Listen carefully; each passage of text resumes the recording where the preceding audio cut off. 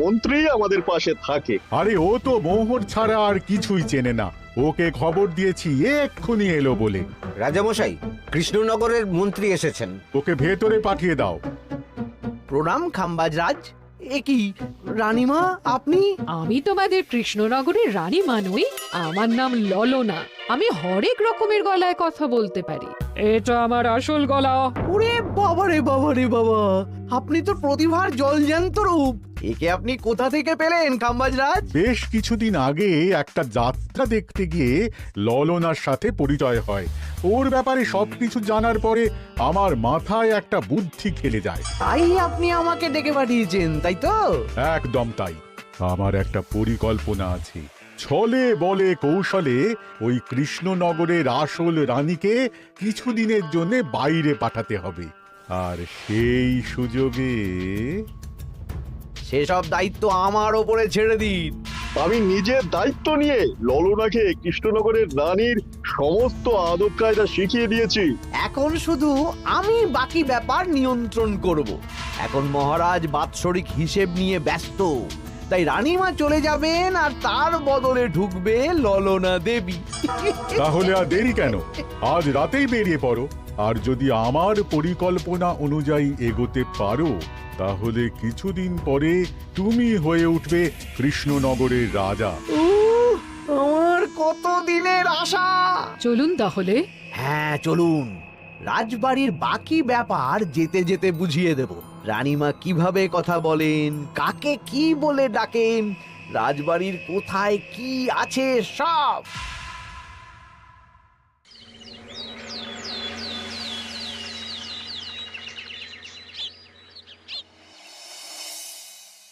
কি গো গিন্নি, জ্বরটা নেমেছে? এই জ্বরটা কমেছে, কিন্তু শরীরটা খুব দুর্বল গো। তুমি পারলে ভাতটা রান্না করে রাজবাড়ি যাও, আমি বেলার দিকে এই কিছু একটা তরকারি করব। না না গিন্নি, তোমাকে এই শরীরে রান্না করতে হবে না। আমি তরকারির সবজি কুটে রাখছি। হ্যাঁ, ওই পুটির মাকে বলে রাখবো, ও এসে রান্না করে দেবে। তাহলে তো ভালোই হয়। জ্বরে একেবারে শরীরটা দুর্বল করে দিয়েছে গো। হ্যাঁ, তুমি বিশ্রাম নাও গিন্নি, আমি রান্নাঘরে যাই। কি গোপাল আজকে এখনো এলো না? ও কোনোদিন সময় এসেছে মহারাজ? ওকে তাড়িয়ে আপনি একটা কাককে রাজসভায় রাখলেও সে সময়ে আসবে। আসলে গোপালের গিন্নির খুব জ্বর, আমি দেখে এসেছি। তাই হয়তো ওর গিন্নির সেবা শুশ্রূষা করতে গিয়ে গোপালের দেরি হচ্ছে। তোমাকে আর গোপালের হয়ে কাসুন্দি গাইতে হবে না। এই তোমরা থামো তো। একটু দেরি হয়ে গেল মহারাজ। আসলে গিন্নির খুব জ্বর, তাই কিছুটা রান্না করে এলাম। আচ্ছা আচ্ছা আচ্ছা, তা এখন তোমার গিন্নির শরীর কেমন আছে? আগের থেকে ভালো আছে মহারাজ, জ্বরটা কমেছে, কিন্তু শরীর খুব দুর্বল। বেশ বেশ, একটু যত্নআত্তি করো। যাই হোক, আজকে সারা বছরের খরচের হিসেব আর আগামী অর্থনৈতিক বছরের প্রকল্প নিয়ে আলোচনা হবে। আলোচনা শুরু করা হোক। বিগত অর্থনৈতিক বছরে বিভিন্ন খাতে মোট খরচ হয়েছে 15,700 মোহর, আর বিভিন্ন কর বাবদ উপার্জন হয়েছে 22,000 মোহর। তাহলে তো মহারাজ ভালোই লাভ হয়েছে। এবার আমাদের দিকে একটু নয়ন মেলে তাকালেই হয়। সেসব তো দেখবই, কিন্তু তার আগে আমি মন্ত্রীর সাথে বিগত বছরের সব খরচ নিয়ে হিসেবে বসবো। হ্যাঁ, বেশিরভাগ দায়িত্ব তো মন্ত্রীমশাইয়ের কাঁধেই থাকে, তাই উনি কোনো হিসেবে জল দিয়েছেন কিনা সেটাও পরখ করে নেওয়া যাবে। এত কাজের চাপ যাচ্ছে কদিন, শান্তিতে ঘুমোতেও পাচ্ছি না। মন্ত্রী, তুমি আজ বিকেলে রাজবাড়িতে চলে এসো। বিগত অর্থনৈতিক বছরের হিসেবগুলো একবার দুজনে বসে মিলিয়ে নেব। আচ্ছা মহারাজ, যা করার তাড়াতাড়ি করে নিতে হবে। এখন দেরি করলেই এই বছরের প্রকল্পগুলো শুরু করতে দেরি হয়ে যাবে। মহারাজের জয় হোক। বলো প্রহরী, তুমি কি কিছু বলবে? মহারাজ, একজন কালো চাদর মুড়ি দেওয়ার লোক এলেন আর আমার হাতে এই চিঠিটা ধরিয়ে দিয়ে চলে গেলেন। এই গরমে চাদর মুড়ি? অদ্ভুত লোকটা কি রে বাবা? সর্বনাশ! কি হলো? তোমাদের রানীমার জ্যাঠামশাই খুব অসুস্থ, তাই পরিবারের সবার সাথে দেখা করতে চান। ও মা গো! আজ সভা এখানেই শেষ। এইবার শুরু হবে আসল খেলা। কি বলছেন মহারাজ? হ্যাঁ রানী, আমাকে এক্ষুনি জ্যাঠামশাইয়ের কাছে যাওয়ার বন্দোবস্ত করে দিন মহারাজ। কিন্তু রানী, তোমার জ্যাঠামশাইয়ের বাড়ি কৃষ্ণনগর থেকে ঘোড়ার গাড়িতে গেলেও তো 1.5 দিন সময় লেগে যাবে। এদিকে আমার এত কাজের চাপ। আপনি বরং কয়েকদিন পরে আসুন, আমাকে এক্ষুনি যেতে হবে মহারাজ। বেশ বেশ, আমি তোমার যাওয়ার ব্যবস্থা করছি। সাবধানে যেও রানী, আমি 2-3 দিনের মধ্যেই আসছি।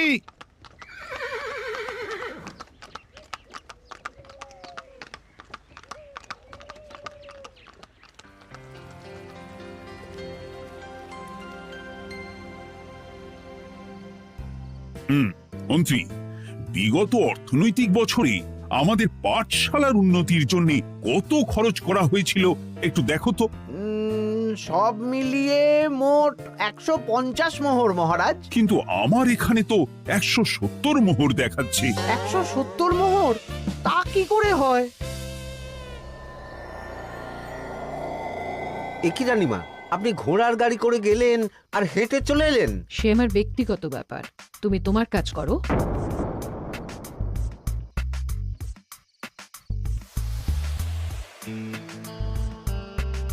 এ কি রানী, তুমি চলে এলে? আমার শরীরটা খুব একটা ভালো লাগছে না মহারাজ, পেটটা কামড়াচ্ছে।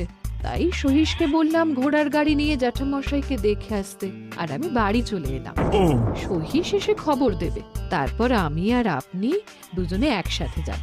বেশ বেশ, ঠিক আছে রানী, তুমি বিশ্রাম নাও। বিশ্রাম না, আমি একটু স্নান ঘরে যাব। পেটটা কেমন মোচড় দিচ্ছে। মহারাজ কিছুই বুঝতে পারেনি, মজা জমবে।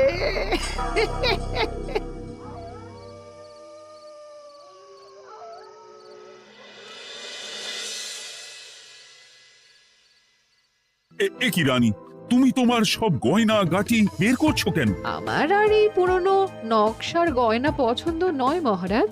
ভাবছি কালকে সকালবেলা এই গয়নাগুলো শ্যাকরাকে দিয়ে শহুরে নকশায় নতুন গয়না বানাবো। কিন্তু এগুলো তো তোমার সবই পছন্দের গয়না। কিন্তু মহারাজ, আমি ভেবে দেখলাম এই গয়নাগুলো সবই বড্ড ভারী গয়না।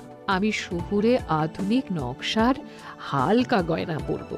এমনিতে জ্যাঠামশাইয়ের শরীরটা ভালো নেই, মনটাও ভালো নেই, ও, পেটটা কেমন মোচড় দিচ্ছে। আমি আরেকবার স্নান ঘরে যাব।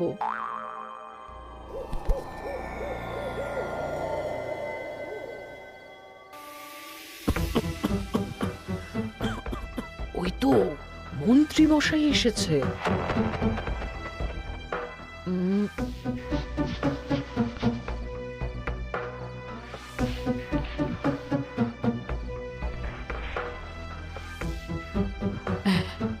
এই রাজ্যে গোপাল আমার শত্রু। কালকে থেকে গোপালকে খাটাবে।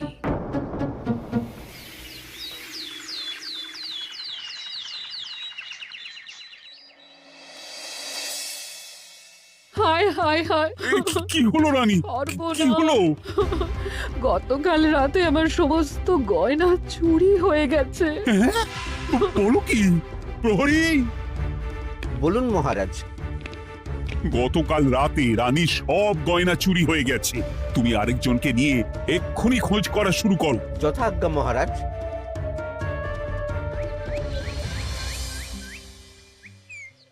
আমার সব গয়না চুরি হয়ে গেল, এবার আমি কি করব?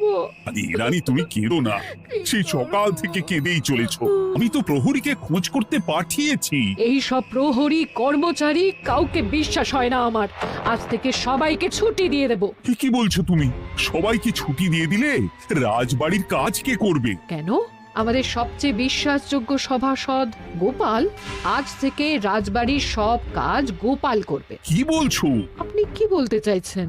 গোপাল বিশ্বাসযোগ্য না? হ্যাঁ, গোপাল আমার সবচেয়ে প্রিয়। ওর চেয়ে বিশ্বাসযোগ্য আর কেউ নেই। কিন্তু কোনো কিন্তু না, বলবেন আপনার আদেশ। এক্ষুনি গোপালকে ডেকে পাঠান। যেমন তোমার ইচ্ছে। গোপাল, গতকাল রাতে রানী সব গয়না চুরি হয়ে গেছে, তাও আবার ঘরের ভেতর থেকে। আমি চাই তোমার মতো বিশ্বাসযোগ্য লোকই রাজবাড়ির সমস্ত কাজ করুক।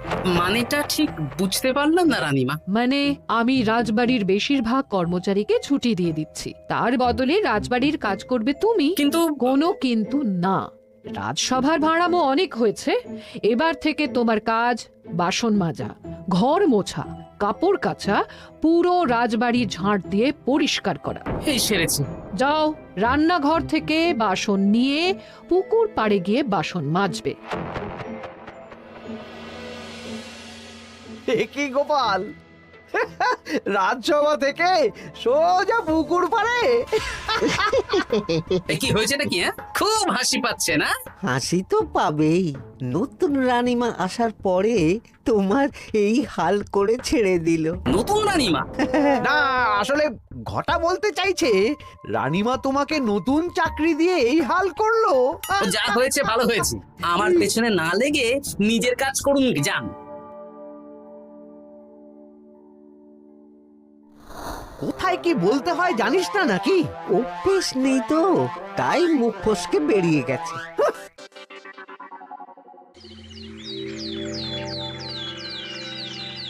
রাজ্যে চোরের উপদ্রব বেড়ে গেছে, তাই আমরা কিভাবে চোরের উপদ্রব কমানো যায় সেই নিয়ে আজকে একটা আলোচনা করব। কিন্তু মহারাজ, রাজসভায় এখনো তো সবাই আসেনি। এই তো এসে গেছি। ওই রাজবাড়ির জামা কাপড় কাচ্ছিলাম। এ কি, গোপাল এখন রাজবাড়ির জামা কাপড় কাচে? হ্যাঁ, সেসব করতে গিয়ে আমার নিজের জামা কাপড়ই ভিজে গেল, তাই বদলে এলাম। মহারাজ, রানীমা ঘোড়ার গাড়ি করে এসেছেন। মানেটা কি? রানী তো রাজবাড়িতেই আছে। হে কি মহারাজ, আমি প্রহরীদের কাছে শুনলাম আমার মতন দেখতে কেউ রাজবাড়িতে উড়ে এসে জুড়ে বসেছে। মানে তুমি তো আগেই চলে এলে। কি কাণ্ড! এই কে? শুনলাম আমার মতন দেখতে কেউ এসেছে। ও আচ্ছা, আপনি। তা কি চাই আপনার? বোঝো কাণ্ড, একরকম দেখতে একরকম গলা, এ বলে আমি আসল, ও বলে আমি। হয় হয় হয়, আসল নকল বোঝাই দায়। একটা নয়, দুটো রানী। আমার জ্যাঠামশাই একদম সুস্থ। এই মহিলা নিশ্চয়ই ভুয়ো চিঠি দিয়ে নিজের রাজবাড়িতে ঢোকার সুযোগ খুঁজছিল। একদম বাজে কথা বলবেন না। আপনি কে সত্যি করে বলুন। সমস্যা সমস্যা, ঘোর সমস্যা। আমার কোনো পাণ্ডিত্য দিয়ে বুঝতে পারছি না কে আসল আর কে নকল। আমি আসল, বিশ্বাস করুন। আমি তো এই মাত্র এলাম। না, আপনি নকল, আমি আসল। কিভাবে বুঝবো? আমি বলবো মহারাজ, এই যে এই রানী আসল। হ্যাঁ, কিন্তু মন্ত্রীমশাই, আপনি কি করে বুঝলেন? না মানে এই রানীমা তোমার উপরে এত ভরসা করে রাজবাড়ির কাজ করাচ্ছেন, কাউকে বিশ্বাস করেননি, একমাত্র তোমাকে বিশ্বাস করেছেন। এত ভালোবাসা, এত বিশ্বাস কার থাকতে পারে বলো? মানে গোপাল, তুমি রাজবাড়ির কি কাজ করছো? বাসন মাজা, ঘর মোছা, বাগান পরিষ্কার, অনেক কাজ করছি রানীমা। আপনার সব গয়না চুরি হয়ে গেল, তাই কাউকে বিশ্বাস করা যাবে না বলে ওই রানীমা আমাকে কাজে রাখলেন। এই ওই বন্ধ করে একটা উপায় বের করো। বেশ বেশ, আমি ধরে নিচ্ছি দুজনেই আসল। তাই আপনাদের দুজনকে আমি পরীক্ষা নেব, দেখব কে উত্তীর্ণ হন। তাই নাও। আপনারা দুজনেই তো সেনাপতিকে চেনেন, বলুন তো সেনাপতির আসল নাম কি? সনাতন সেন। আচ্ছা, আপনাদের বাপের বাড়ি কোথায়? বিজয়গড়। দূর গড়গড় করে সবই বলে দিচ্ছে, এভাবে হবে না, অন্য কোনো উপায় ভাবো। বেশ, সেনাপতি তলোয়ার দাও তো। দিচ্ছি। এই নিন, এই তলোয়ার দিয়ে মহারাজকে মেরে ফেলুন। আপনাদের মধ্যে কে মারতে চান বলুন। এসব তুমি কি বলছো গোপাল? মহারাজ আমার পতি পরমেশ্বর, ওনাকে আমি মারতে পারি? আমি স্বপ্নেও ভাবতে পারিনি গোপাল তুমি এই জঘন্য কাজ আমাকে করতে বলবে। আমি নিজের প্রাণের আহুতি দিতে পারি, কিন্তু মহারাজের গায়ে একটা আঁচড়ও দিতে পারবো না। উফ, খাম্বাজরাজ বেছে বেছে এক ধুরন্ধর নারীকে পাঠিয়েছেন, কোনো জবাব নেই। আমি বুঝতে পারছি না মহারাজ, এনাদের হাবভাব, কথাবার্তা, রূপ সবই একরকম। তবে যিনি ঘোড়ার গাড়ি চেপে এখন ফিরলেন, তিনি আসল হলেও হতে পারেন। আমি আসল, বিশ্বাস করুন। বললেই হলো? আসল হলে প্রমাণ করুন। বেশ, আজকে আর মাথায় কিছু আসছে না, আমি কাল আসবো। ততক্ষণ আপনারা দুজনে রাজবাড়ির দুটো ঘরে থাকুন। কি ছক মারিতে পড়লাম রে বাবা।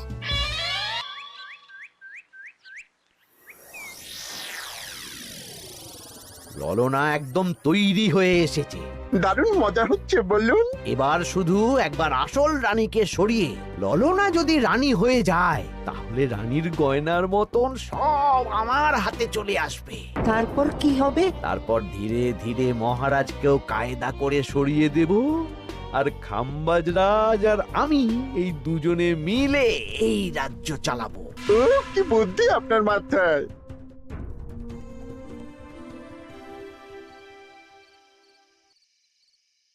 বলছি শোনো না, আমার শাড়িটা একটু ছিঁড়ে গেছে গো। তুমি বাজার থেকে কালকে আমার জন্য একটা শাড়ি নিয়ে আসতে পারবে? হ্যাঁ, আচ্ছা বেশ, নিয়ে আসবো শাড়ি। শাড়ি শাড়ি শাড়ি, এই তো মাথায় বুদ্ধি এসেছে। কাল নয়, আজকেই। গোপাল, তুমি কিছু ভাবতে পারলে? মহারাজ, আপনার দুই রানীকে ডাকুন। আমার তো একটাই রানী। ওই হলো মহারাজ, আসল নকল দুজনকেই ডাকুন। ওই গো, একটু বাইরে এসো। বলুন মহারাজ, আপনি ডাকছেন? আচ্ছা, আমি দুটো শাড়ি নিয়ে এসেছি, লাল শাড়ি আর নীল শাড়ি। এই দুটোই মন্ত্রপুত শাড়ি, এক সিদ্ধ পুরুষ দিয়েছেন। কে তিনি? না, সেসব এখন বলা যাবে না, তবে এই শাড়ি দুটো একটা একটা করে ওনাদের দিয়ে দিন। এবার আমি এই শাড়ির বিশেষত্ব বলি। হ্যাঁ বলো গোপাল, বলো। আপনারা দুজনেই আজ রাতে এই শাড়িটা পরবেন, সারা রাত পরে থাকবেন। এই শাড়িগুলো 12 হাত মাপের শাড়ি। আগামীকাল সূর্যোদয় হওয়ার পরে যার শাড়ি 4 হাত কমবে সেই হবে আসল রানী। আচ্ছা বেশ, তাহলে তোমরা দুজনেই এই শাড়ি পরে থাক। কাল সকাল সকাল রাজসভা বসবে, তখন তোমাদের শাড়ি গোপালের কাছে জমা দিও। আচ্ছা। আমি যে নকল সেটা বুঝতে দেওয়া যাবে না। কি করে এই শাড়িটা 4 হাত কেটে ফেলে ওই দুফল কাটার ছড়ি কেটে ফেলো। কালকে আবার মজা হবে।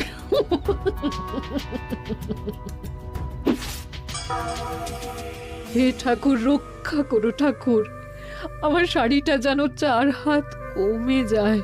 ঠাকুর রক্ষা করো।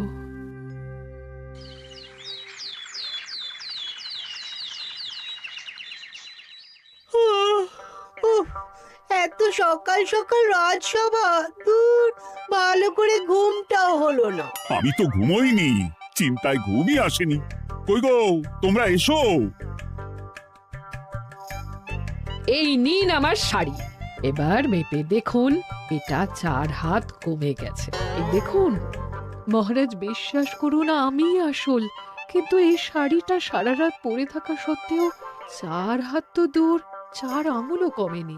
লাল শাড়িটাই ছোট মনে হচ্ছে। তাহলে তুমি আসল? উফ বাবা, বাঁচা গেল। আয়, কে আছো? এই নকল রানীকে কারাগারে বন্দি করো। দাঁড়ান মহারাজ, বন্দি করতে হলে যার শাড়ি 4 হাত কমে গেছে তাকে বন্দি করুন। কেন? আমার শাড়ি তো 4 হাত কমে গেছে, শর্ত অনুযায়ী যে আসল তার শাড়ি তো 4 হাত কমবে না। আপনি ধরা পড়ে গেছেন নতুন রানীমা। এগুলো কোনো মন্ত্রপুত শাড়ি নয়, এগুলো আমার পরিকল্পনার প্যাচ। আপনি নিশ্চয়ই নিজেকে আসল প্রমাণ করার জন্য শাড়িটা কেটেছেন। না মানে, না না না। তাহলে কমলো কি করে? না মানে, হয়ে গেল। সত্যি গোপাল, তোমার বুদ্ধির জবাব নেই। গোপাল, তুমি আমাকে বাঁচালে। এই যে নতুন রানীমা, চুপ করে কেন? ওকে আমি কারাগারে গিয়ে বেত মারছি, তাহলেই সব বলবে। বল, কে তুই বল? আসলে মানে আমার নাম ললনা, আমি যাত্রাপালা করি, অনেক রকম গলায় কথা বলতে পারি। কদিন আগে খাম্বাজ রাজ আর এই মন্ত্রী মশাই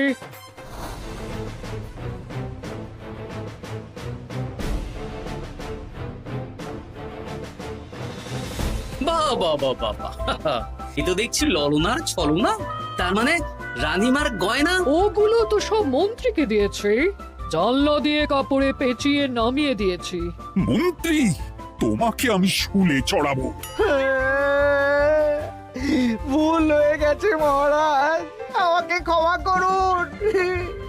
প্রাণে মারবেন না, সব গয়না ফেরত দিয়ে দেবো মহারাজ। তুমি শত্রু রাজ্যের প্ররোচনায় এত বড় ক্ষতি করতে চেয়েছিলে? ক্ষমা করুন মহারাজ, ক্ষমা করুন। সেনাপতি, মন্ত্রীকে 1000 বার বেত্রাঘাত করো।